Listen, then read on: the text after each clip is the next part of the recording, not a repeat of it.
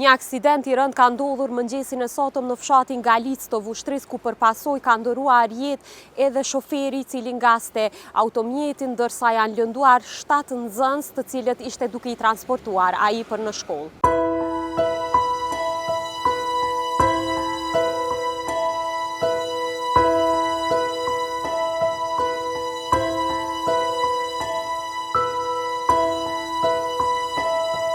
Sot rreth orës 8:15 ka qenë një aksident I rënë, komunikacioni ka ardhur, kanë qenë 8 aksidentum, mesin e tyre domethënë ka qenë vozici dhe fëmijët, nxënës kanë qenë diku mosha përafërsisht 15-16 vjeçar.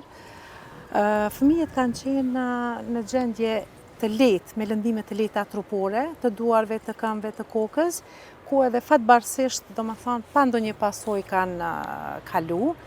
I kemi liru për trajtim të më tuteshëm, një vajzë që ka qenë pak më rënd, kurse tjerë fëmijë kanë shkuar në shtëpi, kurse fatkeqësisht njëri ndër ata, diku në moshën 5-9 vjeçare, veç ka ndru jetë.